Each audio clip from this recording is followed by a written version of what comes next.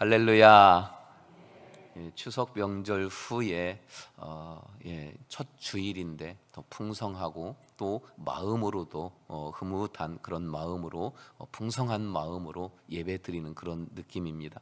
모세가 이 가나안 땅으로 들어가기 직전에 백성들에게 설교하는 그 모습이 오늘 우리가 보았던 이 본문입니다. 모세는 정말 간절하고 애절하게 백성들에게 설교하는데 그 내용의 핵심은 간단합니다. 너희가 이 광야에서 오직 하나님만 찬양하고 하나님만 바라본 것처럼 저 가나안 땅에 들어가서도 그렇게 해야 한다라고 외치고 있는 거예요. 왜 더 애절하게 그것을 외칠 수밖에 없냐면 모세는 알아요.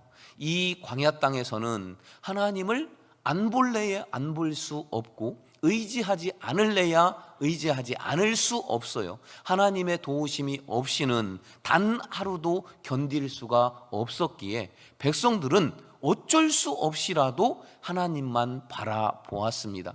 그런데 가나안 땅으로 들어가면 양상이 달라져요. 그곳은 하나님을 좀 안 바라봐도 덜 보아도 믿음이 좀 약해져도 살아가는데 그저 큰 어려움 없이 살 수 있는 그런 조건들이 갖추어진 땅이 가나안 땅이라는 겁니다. 그래서 이 광야에서의 하나님이 주시는 은혜는 무조건적인 은혜고 일방적인 은혜예요. 백성이 조금 마음에 안 들어도 하나님은 일방적으로 무조건 은혜를 베풀어 주셨어요. 은혜를 거두는 순간 다 죽기 때문이죠. 그런데 가나안에서의 축복의 양상은 조금 달라집니다. 가나안에서는 백성들이 하나님을 안 볼 수도 있기 때문에 하나님은 오직 나만 바라보라, 오직 믿음으로만 세워져라. 그러면은 내가 그들에게는 내 백성으로 여기고 특별한 은혜를 주고, 나를 바라보지 않으면 그러면 그들은 그에 합당한 삶이 될 수밖에 없는 이런 광야에서의 은혜와 가나안 땅에서의 은혜가 그 양상이 좀 달라집니다. 가나안 땅에서 주시는 하나님의 은혜를 한마디로 요약하면 오늘 본문에서처럼 이른 비와 늦은 비의 은혜다, 이렇게 말할 수 있습니다. 그러면 가나안 땅에서 이른 비 늦은 비의 은혜는 도대체 어떤 은혜냐? 첫 번째로는 예비한 곳에서 주시는 은혜가 이른 비 늦은 비의 은혜라는 겁니다. 9절 말씀을 보니까 또 여호와께서 너희 조상들에게 맹세하여 그들과 그들의 후손에게 주리라고 하신 땅, 곧 젖과 꿀이 흐르는 그 땅에서 너희의 날이 장구하리라.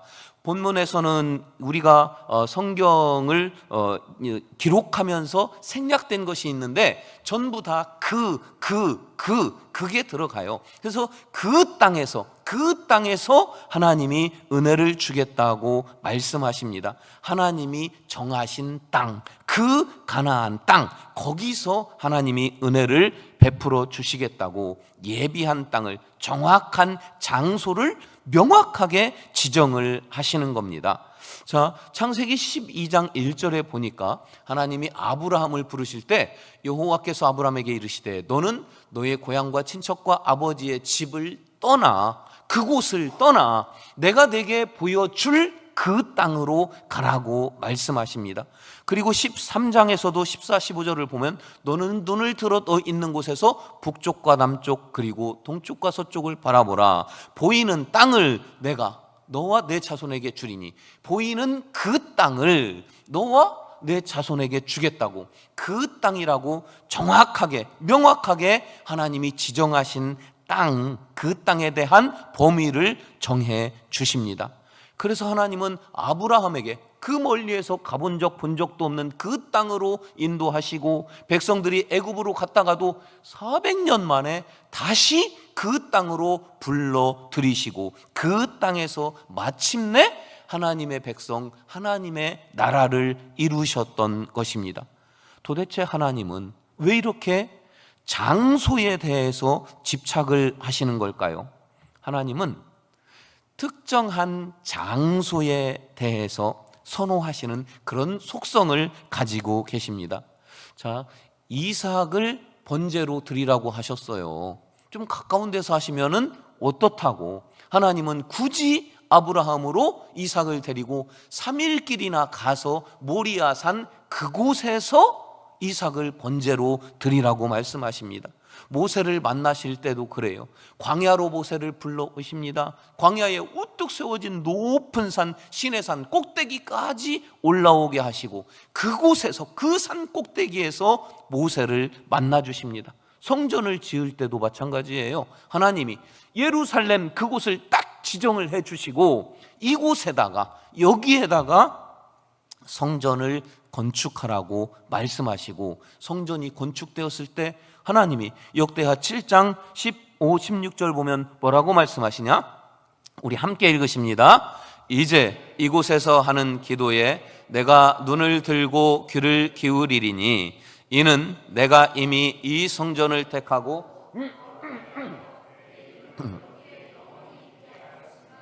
내 눈과 내 마음이 항상 여기에 있으리라. 하나님이 내가 이곳에 있겠다, 내가 이곳을 택했다, 내가 이곳을 거룩하게 했다, 내가 이곳에서 복을 주고 내가 이곳에 영원히 있겠다고 장소에 대한 특별함을 하나님은 강조하시는 것을 우리는 볼 수 있습니다. 오늘날은 이 장소에 대한 특별함이 조금 달라졌어요. 과학 문명의 발달로 인해서 미국에 있는 사람, 영국에 있는 사람, 일본에 있는 사람, 한국에 있는 사람이 가상의 장소를, 공간을 만들어서 그곳에서 대화도 하고 그곳에서 회의도 하고 그곳에서 예배도 하고 성경 공부도 해요. 그래서 하나님께서 이렇게 지정한 특별한 장소에 대해서 어떻게 해석을 하고 어떻게 설교하고 어떻게 가르칠 것인가에 대해서 목회자는 고민하지 않을 수 없습니다. 또 오늘날 온라인 교회도 개척이 되었다고 합니다. 그럼에도 불구하고 하나님은 특별한 장소, 분명한 것은 하나님은 특별한 장소를 정하시고 그곳으로 하나님의 백성을 불러 모으시고 그곳에서 하는 예배를 받으시고 그곳에서 은혜와 복을 주신다는 겁니다. 바로 교회가 예수님의 몸입니다. 또 교회가 거룩한 곳이라고 하셨고 우리 몸을 교회라고도 말씀하십니다. 교회는 특별합니다. 그래서 하나님은 교회를 통해서 준비하신 은혜를 주시고 교회를 통해서 우리를 복내려 주십니다. 이 모임 가운데 하나님께서 이곳에 계신 줄 믿습니다. 이곳에 계신 하나님께서 하나님을 예배하는 여러분들에게 은혜와 평강과 복내려 주시기를 주님의 이름으로 축복합니다. 믿음의 조상 아브라함, 축복의 조상 아브라함은 이사를 가면 그가 꼭 하는 것이 있습니다. 창세기 12장 8절을 보니까 거기서 베델 동쪽 산으로 옮겨 장막을 치니 서쪽은 베델이요 동쪽은 아이라. 그가 그곳에서 여호와께 제단을 쌓고 여호와의 이름을 불렀다. 아브라함은 이사 가면 그곳에서 제단을 쌓고 하나님을 예배했었습니다. 이사 신방을 저는 가면은 예배를 드리고 그리고 축복하고 기도를 합니다. 그래서 제가 주로 기도하는 내용들을 정리를 해봤더니 5가지의 그런 내용들로 볼 수 있습니다. 첫째는 하나님께서 이 집을 주셔서, 이 거처를 주셔서 감사합니다. 하나님이 이 집의 주인이 되어주세요. 이 기도를 꼭 해요. 그리고 이곳에서 우리의 성도님이 기거하는, 살아가는 동안에 하나님 평강 주셔서 잘 때는 푹 자게 하시고 집에 나갔다가 집에 올 때는 늘 기쁘고 설레고 그리고 또 가족들이 모일 때도 웃음꽃이 피고 이런 평안이 이 집에 넘치기를 기도합니다. 그 다음에는 이 집에서 계속 살 수도 있지만 이사가 워낙에 자주 있으니까 우리 평생에 몇 번씩 이사를 하니까 이사를 가게 된다면 더 상향으로, 더 좋은 곳으로, 더 넓은 곳으로, 좋은 곳으로 이사 갈 수 있기를, 그러니까 이곳에서 축복을 받아야 더 좋은 곳으로 가겠지요. 이렇게 축복하고, 그리고 또 요즘 또 위에 층 아래층 층간소음 얼마나 문제입니까? 만남의 복을, 이 주변의 이웃들 아름다운 만남을 하나님 인도해달라고 만남의 복을 위해서도 기도하고, 그 집에서 지금까지 어떤 사람이 무슨 짓을 하며 살았는지 우리는 몰라요. 전에 있던 사람이 우상을 섬겼을 수도 있습니다. 악하고 음란하고 어두운 영에 사로잡혀 있을 수도 있어요. 그래서 그곳에 이제 하나님의 거룩한 백성이 사는 거룩한 곳이 되었음을 선포하고, 악한 영이 있으면 예수의 이름 앞에 떠나가라고 선포합니다. 이런 5가지의 그런 내용들로 주로 이사를 하면 축복을 해 줍니다.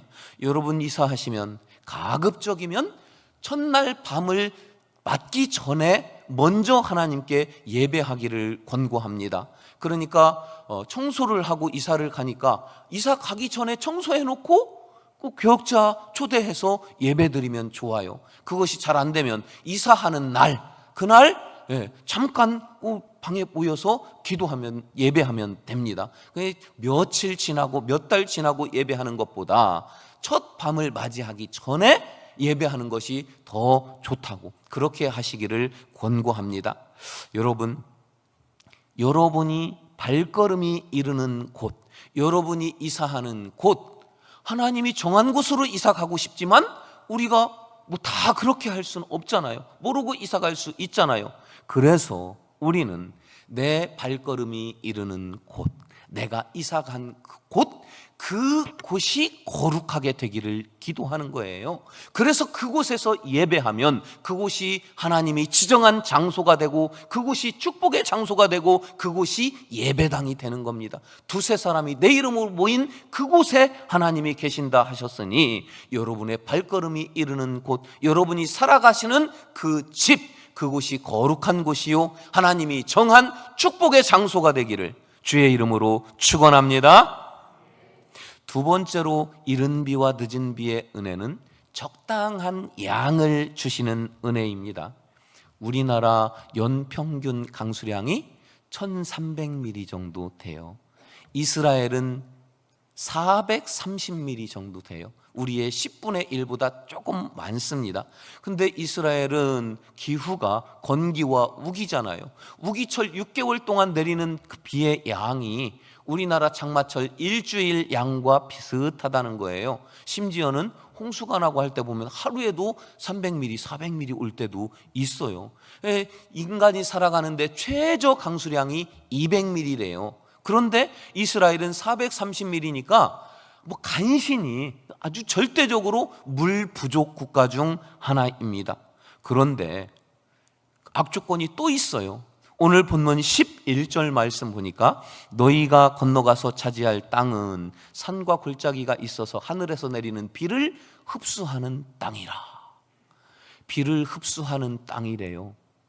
이것을 원어로 보면 땅이 물을 다 마셔버린다, 이런 뜻이에요. 비가 오면 이스라엘은 또 석회질로 되어 있는 흙이거든요. 그래서 장마철 우기철에 비가 오면 비 오는 그 시간에는 땅이 젖어 있는데 비가 그치고 나면 금방 바짝 마른 땅이 돼요. 땅이 물을 다 마셔버려서 바싹 마른 땅이 된다는 겁니다. 농사 짓기에는 아주 불리한 땅이라는 겁니다. 이런 땅을 하나님은 젖과 꿀이 흐르는 땅이다, 이렇게 말씀하셨어요. 이게 무슨 뜻이냐? 인간의 눈으로 볼 때에는 안 되는 땅, 척박한 땅이지만 하나님의 눈에는 다른 기준이 적용된다는 겁니다. 성경에 젖과 꿀이 흐르는 땅이다, 이런 표현이 딱 20번 나와요.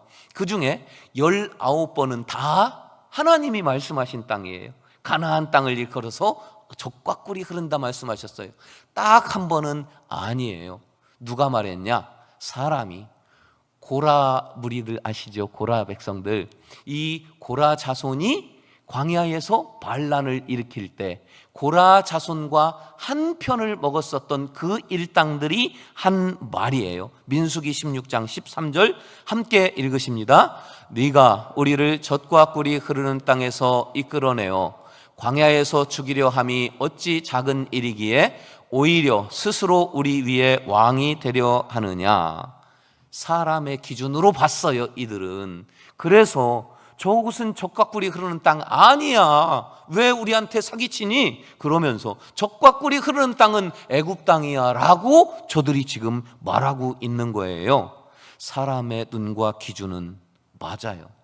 애굽 땅이 젖과 꿀이 흐르는 땅이고 나일강을 중심으로 비옥한 평야가 펼쳐져 있어서 아주 4대 문명의 찬란한 꽃을 피웠던 곳이 저 애굽 땅이 맞아요. 사람의 눈에는 그렇습니다. 그러나 하나님의 기준은 달랐어요. 하나님의 기준은 저 척박한 가나안 땅이 젖과 꿀이 흐르는 땅이에요. 그렇다고 다 척박한 건 아닙니다. 일부 아주 비옥한 땅도 있고 광야와 사막도 있는 땅이 가나안 땅이에요. 이 가나안 땅은 농사를 지으려면 어떻게 해야 돼요? 하나님만 바라볼 수밖에 없다는 거예요. 하나님만 바라보고 농사를 지을 때 하나님이 축복해 주신다는 게 이른 비와 늦은 비의 은혜, 적당한 양의 은혜예요. 12절 본문을 보니까요, 내 하나님 여호와께서 돌보아 주시는 땅이래요. 그래서 젖과 꿀이 흐르는 땅이에요. 연초부터 연말까지 하나님의 눈이 계속 지켜보고 바라보고 계시기에 그래서 젖과 꿀이 흐르는 땅입니다. 그러면 그 척박한 땅을 젖과 꿀이 흐르는 땅이라고 부르신 이유가 뭐냐?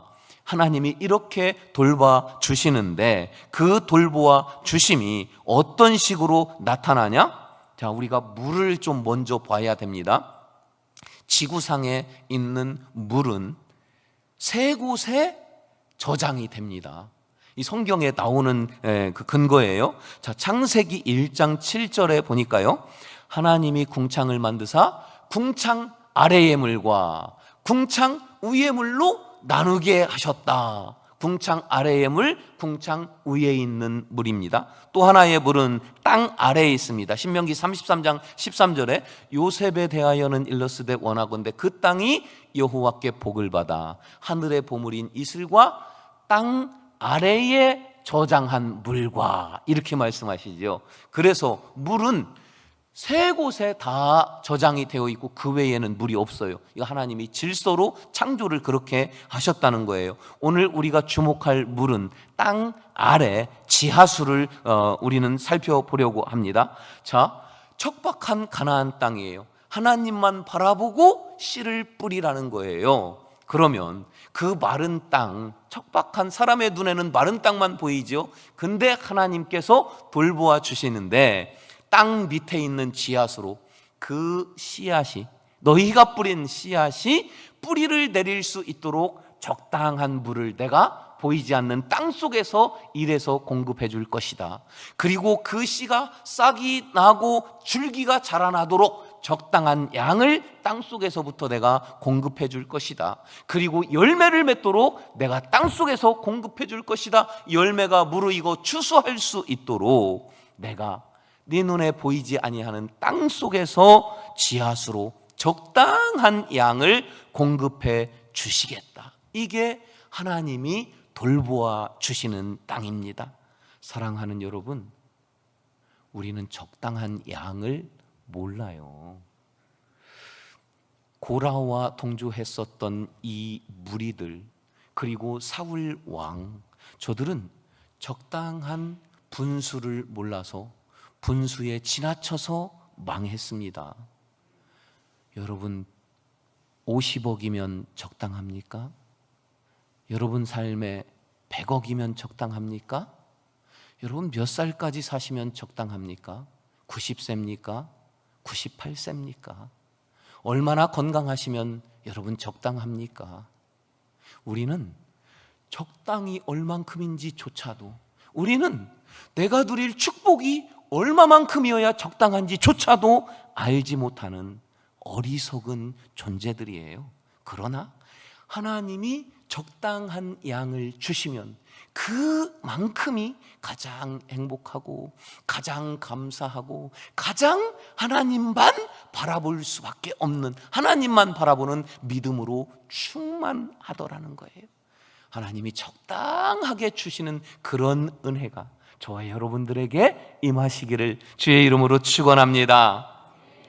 여러분, 세 번째 이른 비와 늦은 비의 은혜는 적당한 때에 주시는 은혜입니다. 본문 14절 보니까요, 여호와께서 너희의 땅에 이른 비 늦은 비를 적당한 때에 내리시리니 너희가 곡식과 포도주와 기름을 얻을 것이라 말씀하십니다.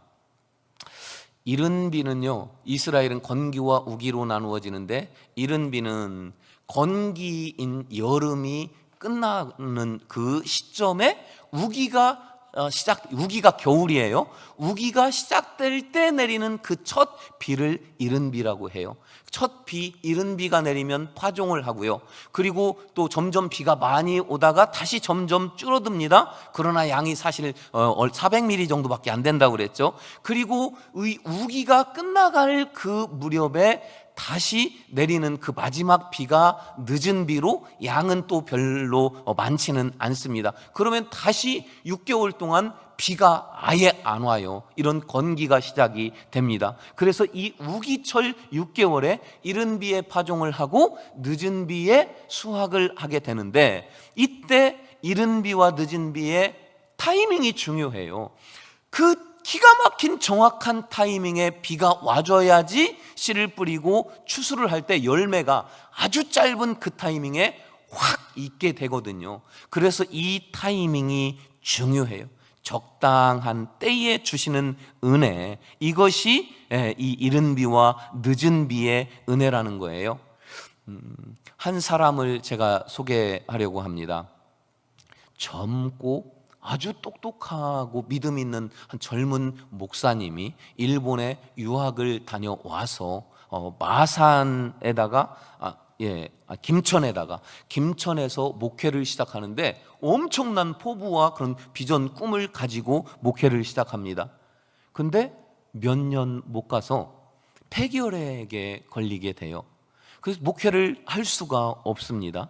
그러니까 마산에 있는 그 폐결핵 환자들 요양소로 들어갑니다. 뭐 여기저기서 콜록콜록 하지요.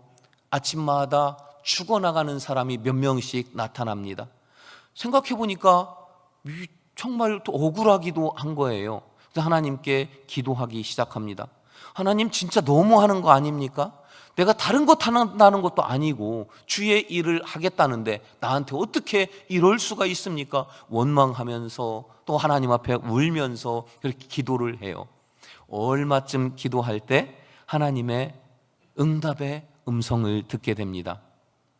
네가 폐결핵에 걸려야 이 사람들을 돌볼 수 있을 거 아니냐, 이런 음성이 들리는 거예요. 그 하나님의 뜻을 그가 깨닫게 됩니다.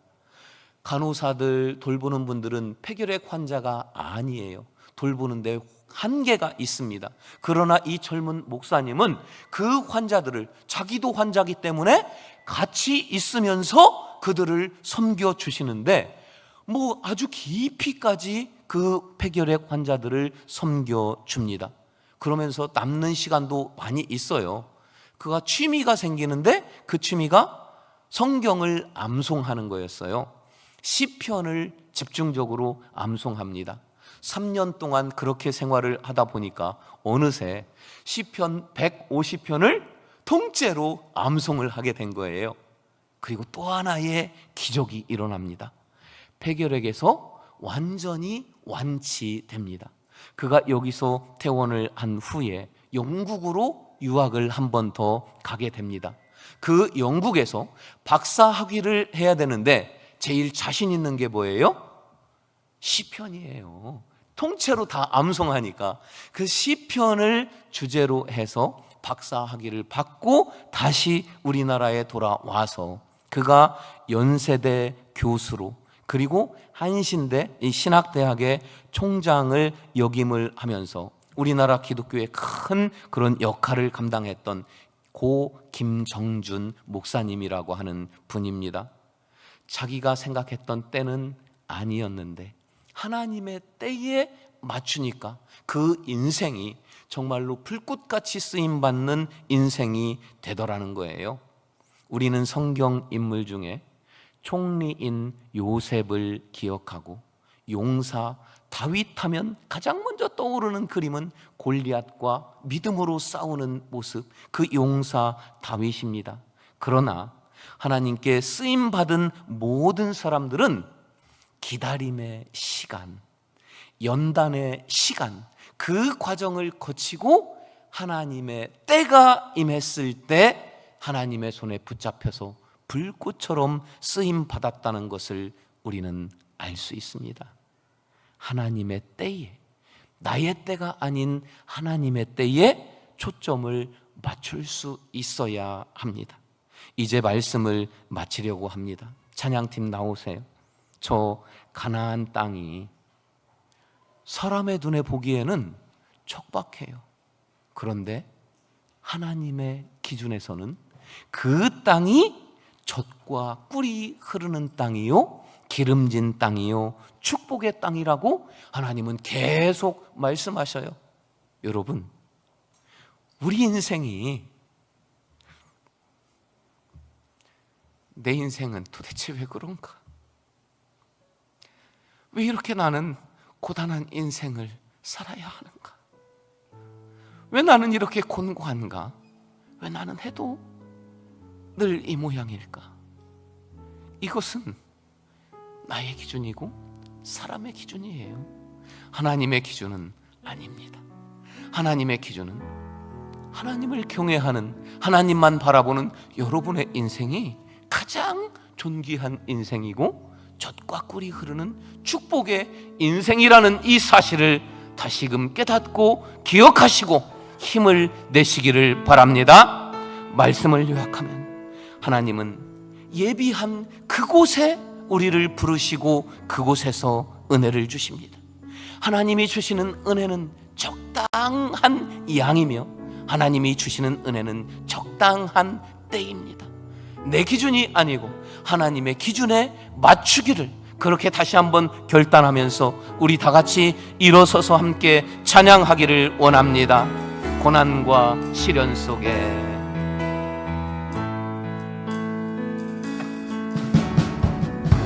고난과 시련 속에 사람들은 나를 떠나도 신실한 그분의 사랑이 내 삶을 지키셨네. 지난날 돌아보면 지난날 돌아보면 수많은 연단을 통하여 나를 크게 사용하신 그분의 뜻이었음을 알았네. 최고의 시간에, 최고의 순간에, 최고의 것을 주실 분 아버지, 그 뜻을 믿으며 난 그저 기도하라. 최고의 시간에, 최고의 시간에, 최고의 순간에, 최고의 것을 주실 분 아버지, 그 뜻을 믿으며 난 그저 기도하리. 사랑하는 여러분, 나의 기준은 버리십시오. 나의 기준이 아니라 하나님의 기준은 다릅니다. 그 하나님의 기준에 맞추어 이 시간 함께 말씀 붙잡고 기도하실 때에 하나님, 내 삶이 젖과 꿀이 흐르는 축복의 인생 되게 하여 주시옵소서. 이른 미와 늦은 미의 은혜가 나와 우리의 가정과 우리 교회 가운데 넘치도록 임하여 주시옵소서. 우리 주여 세 번 부르고 함께 기도하십니다. 주여 주여 주여.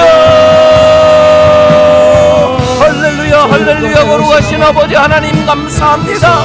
내 눈의 기준으로 볼 때에는, 사람의 기준으로 볼 때에는 아버지 하나님 내 인생이 아무것도 아닌 줄 알았습니다. 그러나 하나님의 기준에는 아버지여 존귀한 자여, 아버지 하나님 눈에는 젖과 꿀이 흐르는 인생이 나의 인생임을 알았나이다. 아버지 하나님, 하나님의 기준에 맞추기를 원합니다. 하나님께서 원하시는 그곳에서 아버지 하나님께서 원하시는 주시는 은혜를 베푸시고, 아버지 하나님의 때에 모든 젖과 꿀이 흐르는 은혜와 복을 허락하여 주시옵소서. 내 인생이 아버지 그런 인생 되게 하여 주시옵소서. 젖과 꿀이 흐르는 이른 비와 늦은 비의 은혜와 축복이 우리의 가정 가운데, 사랑하는 자녀들 가운데, 우리의 가족 가운데, 나의 삶의 자리 가운데, 하나님이 세우신 성민교회 가운데 넘치게 하여 주시옵소서. 최고의 시간에, 최고의 순간에, 최고의 것을 주실 분 아버지, 그 뜻을 믿으며 난 그저 기도. 하나님께 두 손 높여서 최고의 시간, 최고의 시간에, 최고의 순간에, 최고의 것을 주실 분 아버지, 그 뜻을 믿으며 난 그저 기도. 한 번 더 고백합시다. 최고의 시간에, 최고의 시간에, 최고의 순간에, 최고의 것을 주실 분 아버지. 아멘 아멘. 그 뜻을 믿으며 난 그저 기도하리. 자비하신 아버지 하나님, 사람의 눈에는 내 인생 아무것도 아닌 것 같을지라도, 내 삶이 연약하고 부족한 것 같을지라도 하나님의 눈에는 나를 존귀하다 여기시니 감사합니다. 하나님께서 보시기는 이 존귀한 인생이 하나님 원하시는 그곳에서 하나님의 때에 하나님 주시는 만큼 마음껏 누리며 영광의 도구로 살아가기를 원합니다. 주님, 이 결단을 받아 주시옵소서. 우리와 우리의 자녀와 우리의 가정과 우리의 발걸음이 이르는 곳곳마다 젖과 꿀이 흐르는 땅, 이른 비와 늦은 비의 축복이 임하는 곳 되게 하여 주시옵소서. 지금은 우리 구주 예수 그리스도의 은혜와 하나님 아버지의 영원하신 사랑하심과 성령의 감화 감동 인도 역사하여 주심이 이른 비 늦은 비의 은혜를 사모하며 하나님의 때, 하나님의 곳, 하나님이 주시는 것을 누리기를 원하고 결단하며 삶의 자리로 나아가는 모든 주의 백성들 머리머리 위에, 저들의 가정과 자녀와 삶의 자리 위에 이 하나님이 택하고 하나님이 지으시고 하나님이 역사하시는 성민교회 위에 지금부터 영원토록 함께 하시기를 간절히 축원하옵나이다. 아멘.